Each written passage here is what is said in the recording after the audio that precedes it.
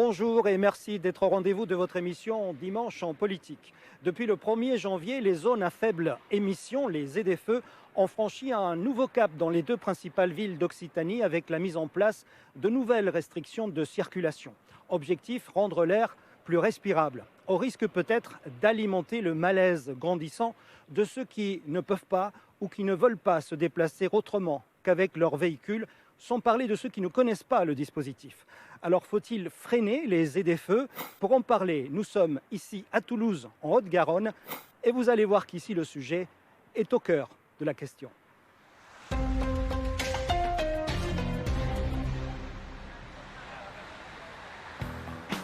C'est le même casse-tête dans toutes les grandes villes, embouteillées par les voitures, les camions, asphyxiés par la circulation. Mais contre les véhicules les plus polluants, on pensait avoir trouvé la solution. Les ZFE, des zones à faibles émissions bien délimitées avec des vignettes de couleur pour pouvoir ou non y entrer. Montpellier a pris le virage en juillet dernier avec des avis très partagés. Je ne l'ai pas commandé encore, non. Moi, je la mettrais pour ne pas prendre d'amende, tout simplement. Voilà. En toute honnêteté. Je comprends parfaitement qu'on lutte contre la pollution en ville, mais à ce moment-là, il faut interdire à tout le monde de circuler. 11 métropoles ont mis en place une ZFE, elles étaient obligées. À Perpignan, la mairie RN y est farouchement opposée. D'ici 2025, pourtant, les 43 agglomérations de plus de 150 000 habitants devront y passer. À la région, on rappelle que limiter la pollution reste une priorité. À Perpignan, nous savons que nous sommes en dépassement des seuils de qualité de l'air pour l'ozone, pour le dioxyde d'azote et pour les particules fines. Nous devons bien identifier les situations de difficulté pour les personnes les plus modestes et pouvoir proposer des solutions concrètes, du transport collectif, du changement de véhicule.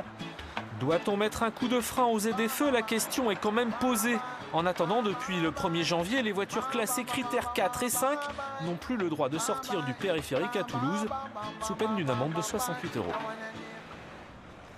Nous sommes ici au parking 1 Basso-Combo. C'est un petit peu la pièce maîtresse, le hub du réseau métro, tram, bus de Tisséo qui devrait accroître donc l'offre de stationnement et permettre aux usagers d'accéder à la ZFE. On va leur demander ce qu'ils en pensent. Ça va être un peu compliqué parce qu'il y a des gens qui ne se permettent pas d'acheter vite fait la voiture pour les changer. Donc ça va créer des problèmes pour les personnes qui travaillent à Toulouse et qui n'ont pas forcément les moyens pour acheter une voiture qui va être un critère 2 ou 1. Pour moi, ça change pas grand-chose, si ce n'est que du coup, les véhicules sont déviés plus vers chez moi au final. Donc ça fait que reculer la pollution un peu plus vers la périphérie, mais ça change pas grand-chose au final. Vous pensez que c'est une bonne mesure? Oui, clairement.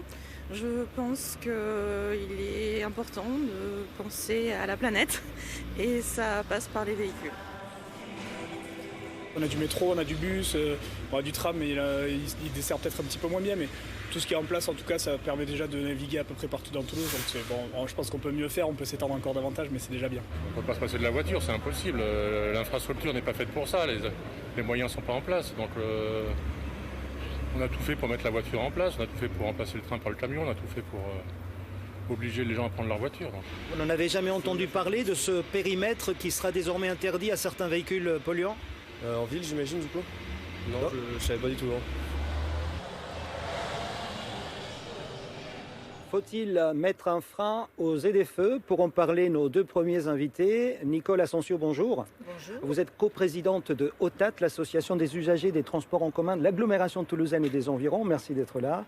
Et Stéphane Salomon, bonjour. Bonjour. Vous êtes le représentant de l'Interclub ZFE 31 qui regroupe dans un collectif une vingtaine d'associations représentatives de l'automobile et des motards. Merci d'être là. D'abord, ce rappel avant de commencer.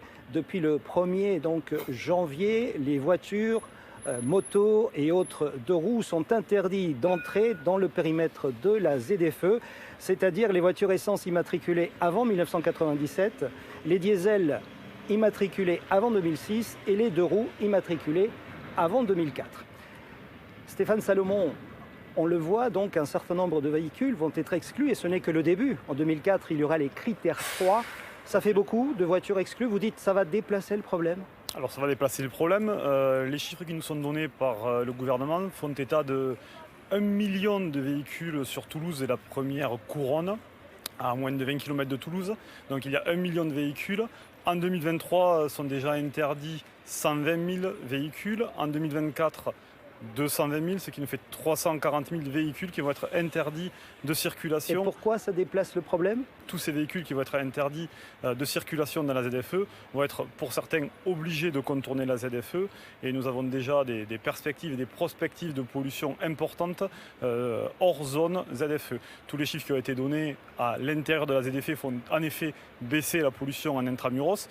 Mais finalement, dès lors qu'on prend la pollution sur l'ensemble de l'aire urbaine, on s'aperçoit qu'on est à très peu de diminution de pollution. Alors, Nicolas Sancio, quand on sait que 90% des usagers, de ceux qui vont travailler, des actifs, utilisent leur voiture au quotidien dans l'agglomération, qu'est-ce que cela dit sur les transports en commun ?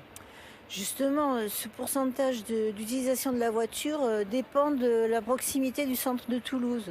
Au centre de Toulouse, on a un plus faible pourcentage d'utilisation de la voiture et plus on s'éloigne en banlieue, plus on a l'utilisation de la voiture, justement parce qu'il manque d'alternatives à la voiture individuelle dans les transports en commun, qui ne vont pas assez loin en périphérie et qui, en périphérie, en banlieue, ne sont pas aussi fréquents qu'en centre-ville. Il y a un fort déséquilibre entre l'offre de transport en banlieue par rapport au centre-ville. Alors les organisations, les associations qui avaient participé au dernier forum mobilité avaient fait des propositions. Quelles sont les mesures qui manquent selon vous dans cette ZFE ?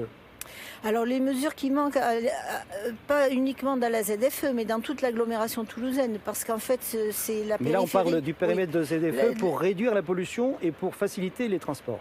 Alors, pour faciliter les transports, on a 118 lignes TCO actuellement et il y en a autour de 11 lignes qui ont un service linéo, c'est-à-dire un service le soir, le week-end et à une cadence acceptable pour l'utiliser pour aller travailler et aussi pour ses loisirs.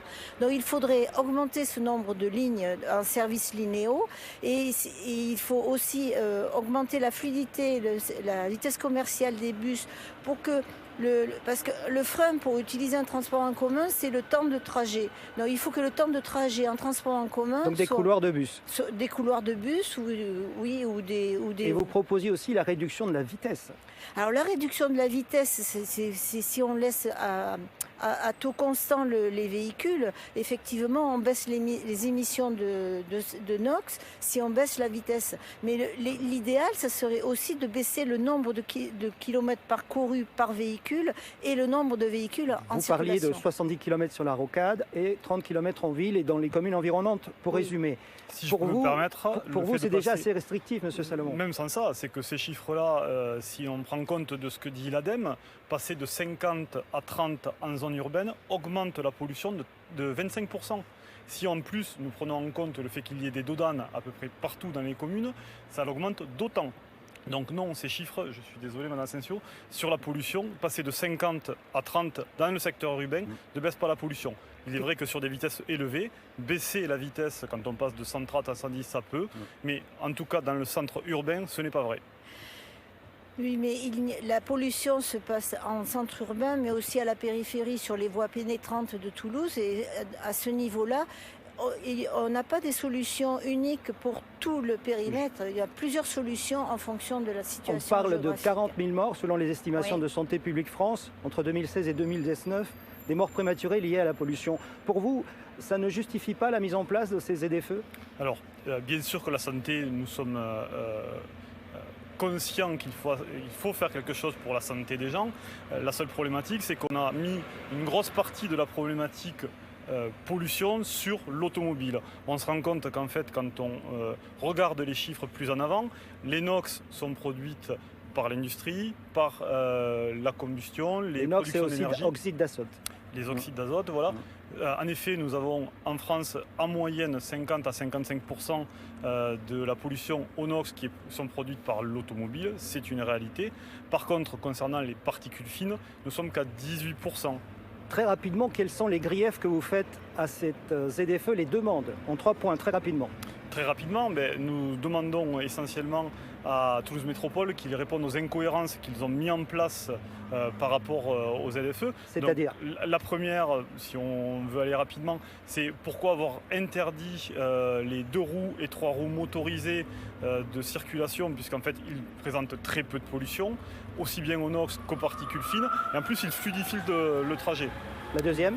Deuxièmement, c'est pourquoi, comment Toulouse Métropole veut gérer ce qu'on appelle les personnes qui vont faire des faibles kilométrages sur site et en dehors de la ZFE, ceux qui sortent et rentrent, ceux qui travaillent dans Toulouse, ceux qui ont des loisirs dans Toulouse ou à l'extérieur.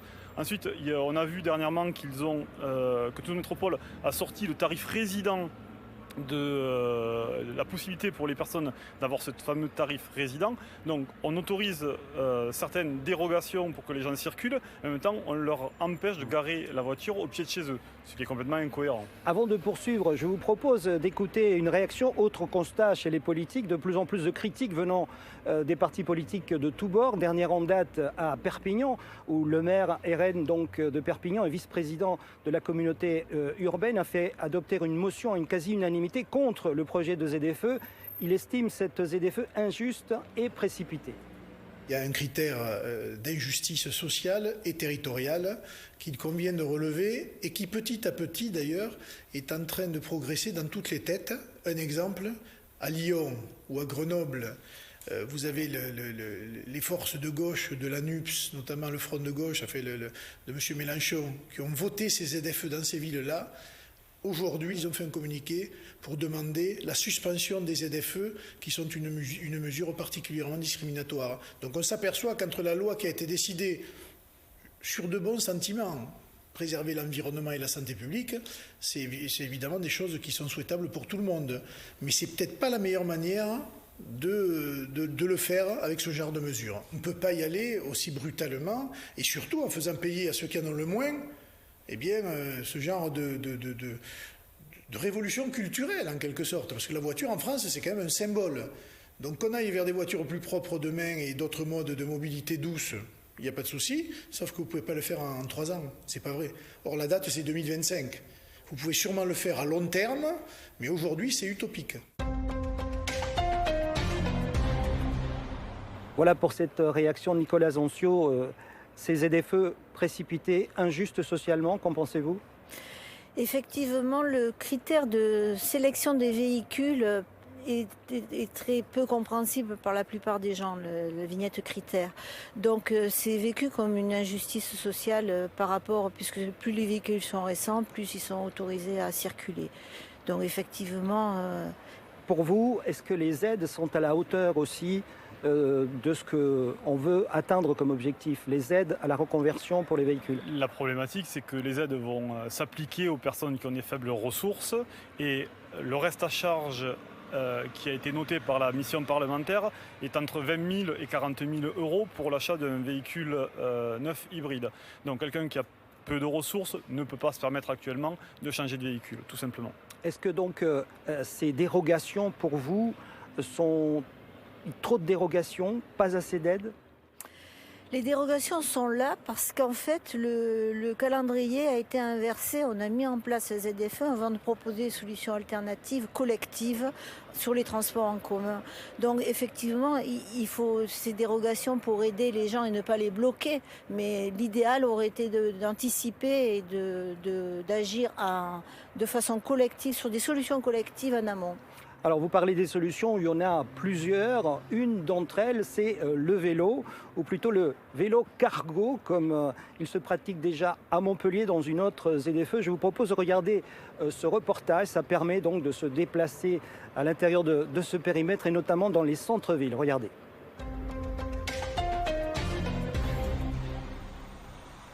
À la sortie de l'école, un engin un peu particulier attend Alice et Arthur Tesson. Un vélo cargo. Mais fais attention avec tes pieds en fait. Depuis qu'ils sont tout petits, leur maman Liliane les emmène partout. L'aîné de la fratrie a désormais son propre 2 roues. Chez les Tesson, le vélo a une vraie philosophie et le centre-ville de Montpellier est propice aux coups de pédale. Il y a déjà des aménagements, je pense, pour les vélos. ça va inciter les gens, en fait, ça va sécuriser les gens à prendre leur vélo. Parce que je pense que c'est ça, en fait, qui freine les gens à sauter le pas du vélo. La famille a investi 4 000 € pour ce 2 roues il y a 6 ans. Opté pour un déplacement doux, une solution réservée au centre-ville, mais plus que jamais d'actualité avec la mise en place de la zone à faible émission. Moins on a de voitures, je pense, en ville, mieux ce sera pour tout le monde, je pense. Les vélos cargo comme alternative, les professionnels s'y mettent aussi. On a rencontré Yannick, un coursier montpelliérain. Cela fait déjà 6 ans qu'il a pris lui aussi le pari du 2 roues. Contrairement aux livreurs en voiture, Yannick n'aura pas à changer ses habitudes avec la ZFE. 100 km par jour en moyenne pour livrer des colis toujours à l'heure. J'ai mis à peu près 20 minutes pour faire du centre-ville à ici. Je pense que j'ai bien gagné 15 minutes comparé en voiture. Pour ce coursier, aucun doute, le vélo a tout ce qu'il faut quand on travaille dans une grande ville. Pour aller d'un point A à un point B, c'est beaucoup plus rapide. Pour se garer aussi, c'est carrément moins compliqué. Ensuite, on n'a pas d'assurance, il n'y a pas de vignette d'assurance à payer comme pour une voiture, par exemple. Donc c'est vrai que ça a pas mal d'avantages. Et pas besoin non plus de vignette critères pour arpenter la ville. Le vélo cargo, un moyen de déplacement qui fait doucement la concurrence aux voitures. Faut-il mettre un frein aux ZFE? Deuxième partie de ce dimanche en politique avec 2 autres invités. Bonjour. Bonjour. François Chollet, vice-président donc à la métropole Toulouse Métropole et chargé de l'écologie. Vous êtes le monsieur ZFE. Et Bonjour. puis Antoine Maurice, bonjour. Bonjour. Vous êtes élu donc métropolitain écologiste d'opposition. Alors d'abord, ce rappel, les ZFE, l'objectif c'est bien sûr de réduire la pollution.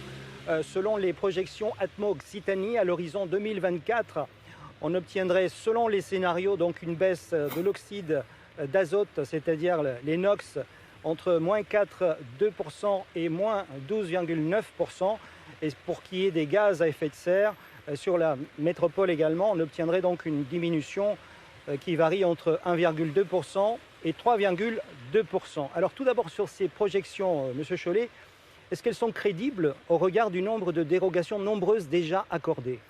Les dérogations ont été conçues et calculées pour justement faire cette balance entre l'altération des potentialités de la ZFE avec la dérogation et puis la gêne des personnes qui l'a demandé. Donc les dérogations qui ont été accordées sont des dérogations qui sont minimes et qui n'altèrent que peu le résultat de la ZFE. Est-ce que vous pouvez dire quel serait, je dirais, le bénéfice, les bienfaits de cette diminution de la pollution? Ils sont clairs, ils sont clairement connus de tout le monde maintenant. Ce sont des bénéfices sur la santé humaine et en particulier tout ce qui compte les maladies respiratoires. La pollution est un facteur de risque particulièrement actif en matière de maladies respiratoires, que ce soit l'asthme, la bronchite chronique, chez l'enfant, chez l'adulte, c'est un facteur aggravant des bronchiolites en particulier. Il n'empêche, Antoine Maurice, ces dérogations sont nombreuses, je crois une vingtaine, sans compter celles de l'État. Est-ce que c'est ça la bonne stratégie, les dérogations et les aides à la reconversion des véhicules? Le problème, il est là, c'est difficile de savoir encore l'impact qu'auront les ZFE, on a peu de données et on ne prend pas en compte un certain nombre de pollutions liées en effet au freinage ou aux pneus des véhicules. Et les ZFE... Des véhicules électriques qui sont notamment polluants. Aussi. Elles sont pensées, ces ZFE, d'abord pour renouveler le parc automobile. Or, l'enjeu, c'est de faire des ZFE une opportunité justement de changer de modèle de développement de nos mobilités et de l'aménagement du territoire. Et malheureusement aujourd'hui, la ZFE portée par Jean-Luc Moudin, ce ne sont que des contraintes, donc c'est la punition. Face à cela, nous voulons proposer des solutions. Non, je pense que, je ne peux pas, je m'inscris en faux par rapport à ce que dit Antoine Maurice. Cette ZFE a été conçue, a été modélisée pour que le bénéfice soit optimal, le périmètre, la progressivité, et pour que les contraintes, parce qu'effectivement il y a des contraintes. Alors est-ce que les transports en commun sont à la hauteur des demandes aujourd'hui? Quelles sont les adaptations? Mais effectivement, c'est une adaptation des transports en commun, c'est une augmentation de l'offre des transports de surface, des lignéos, le téléo. Ce sont des parkings relais qui sont mis en bout des la troisième ligne stations de métro, en bout des lignes Tisséo aussi, des lignes linéo. La troisième ligne de métro qui viendra un peu plus tard, mais d'ores et déjà, avec l'augmentation du transport de surface, les choses vont mieux. Non, le problème, c'est que justement, votre seul grand projet nouveau, c'est la troisième ligne de métro qui est promise en 2029 et probablement au-delà. Et la ZFE, elle s'applique aujourd'hui. Donc aujourd'hui, beaucoup de Toulousains, beaucoup de métropolitains et de personnes en dehors n'ont pas d'alternative à la voiture. Et la seule solution proposée, c'est des aides au renouvellement du véhicule qui restent insuffisantes, on le sait. Nous préconisons donc de vraies alternatives, un bouquet de services, donc un plan d'urgence de bus, travailler enfin sur le RER métropolitain avec la région et l'État pour engager ce projet concrètement. Faire du plan vélo réellement une concrétisation, parce que derrière les annonces, il y a des réalités. Par exemple, en 2021, 3 km de pistes cyclables nouvelles à Toulouse et 7 sur la métropole. C'est ridicule. C'est 10 fois plus qu'il faudrait aujourd'hui. Je ne sais pas si le débat doit tourner autour de ça, mais c'est l'alternative. L'offre progresse en matière de vélo. Jamais cette métropole n'aura investi autant en matière de vélo. Le rêve se développe. Le rêve se développe. Le rêve se développe. Les réseaux de surface se développent. L'offre en matière de bus se développe. Les réseaux à distance se développent. Donc non, je ne pense pas qu'on puisse dire que nous sommes en rade. Il y a la mise en place d'un pass 52 jours, c'est-à-dire pour tous ceux qui sont exclus de la ZFE, pour leur permettre donc de circuler malgré tout. Vous avez voté pour quand même, vous êtes dans l'opposition. Non mais j'ai voté pour parce que c'est souhaitable d'abord pour les petits rouleurs. Il n'y a pas de raison de contraindre des personnes qui utilisent très peu la voiture de pouvoir le faire. Justement, il faut penser en termes d'usage et pas simplement en termes de propriété. Donc ce pass, on est OK. Par contre, ce qui manque, c'est un pass aussi de justice sociale. Par exemple, Lyon a mis en place un pass, une dérogation pour les faibles revenus, pour leur laisser plus de temps d'avoir des alternatives. Mais encore une fois, ce qui manque dans cette ZFE, c'est l'ensemble des alternatives à la voiture. Alors justement, et c'est les aides à la démotorisation vers les transports en commun, le vélo, en finançant par exemple un an d'abonnement de transport en commun pour les gens qui abandonnent leur voiture. Avant d'écouter votre réponse, François Chollet, je vous propose d'écouter Bruno Julien, donc le co-rapporteur de la mission parlementaire sur les ZFE et les aides, les accompagnements. Il propose des solutions qui, dit-il, vont être mises en place bientôt, notamment ce qu'on appelle le rétrofitage. Écoutez, on en parle tout de suite après. L'idée quand même des ZFE, c'est pas forcément de remplacer un véhicule par un autre véhicule. Ça sera effectivement le cas pour les gens qui sont hors ZFE et qui ont des problèmes pour rentrer dans les ZFE, enfin pour aller de chez eux finalement à leur lieu de travail à l'intérieur des ZFE. Il y a des solutions qui émanent du terrain, plein. Une qui est très intéressante pour les plus précaires, qui est en train d'être mise en place par un collectif qui s'appelle le collectif Roule, R2OLE. J'en parle à chaque fois parce que c'est une solution très intelligente. C'est de récupérer parmi les véhicules hors d'usage, il y en a à peu près 1 200 000 par an, les véhicules qui sont encore roulants, et de les rétrofiter via les garages solidaires. Et donc là, vous pouvez espérer avoir un véhicule roulant, en état de rouler, d'occasion, rétrofité à l'électrique pour 7 000 €. Le coût du rétrofitage va entre 5 000 et 7 000 €. Donc vous pouvez éventuellement l'acheter, mais c'est pas tellement ça qui est intéressant, c'est que vous pouvez surtout le prendre en leasing, avec des loyers identiques du premier au dernier loyer sur 5 ans, et au bout de 5 ans, si vous voulez, vous le gardez, vous l'achetez, sinon il est remis sur le parc de l'occasion. Donc ça, c'est quelque chose qui a été remonté au ministère. Le collectif Roule a déjà été reçu par les services de la Première ministre et du ministre Béchu, et on continue à travailler avec eux. Moi, je les vois jeudi prochain. On va faire le point des avancées des travaux pour essayer d'avancer sur cette solution qui paraît très intéressante. Voilà pour cette solution, le rétrofitage, la transformation donc des moteurs thermiques en moteurs électriques. Ça peut être une piste, vous en avez d'autres ? Donc nous sommes très attentifs au rétrofitage. Effectivement, c'est une piste très sérieuse. Il y a une question d'offre qui n'est pas suffisante pour le moment, de filière industrielle qui ne l'est pas, mais c'est une piste très sérieuse. Pour revenir à ce qui a été dit, donc, le pass 52 jours. Je pense que nous avons proposé le pass 52 jours justement parce que nous collons aux usages, parce que c'est le fruit d'une concertation avec les gens, parce que c'est le fruit des rencontres que nous avons eues qui nous ont permis de voir où étaient les questions. La question, c'est d'accompagner la ZFE au mieux. C'est d'accompagner. On l'accompagne comment? On l'accompagne en développant les autres modes de transport, et pas seulement le métro, mais les transports, immédiatement les transports de surface, le vélo, la piétonisation, et puis aussi par des aides. Vous avez parlé du pass, mais aussi des aides financières. Et cette métropole donne les aides qui sont les plus importantes en matière quantitative sur le territoire. Le président de la métropole reconnaît des ratés et demande à l'État donc un doublement de ces aides. Est-ce que vous comptez les doubler, ces aides, vous aussi, de votre côté?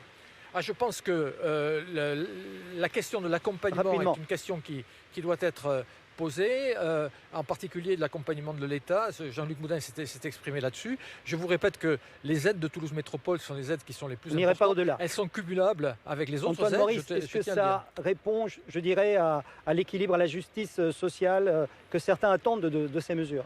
Non, parce que d'abord, cette ZFE n'est pensée que dans le renouvellement de véhicules. Donc pour les foyers modestes, on sait que ça restera un problème.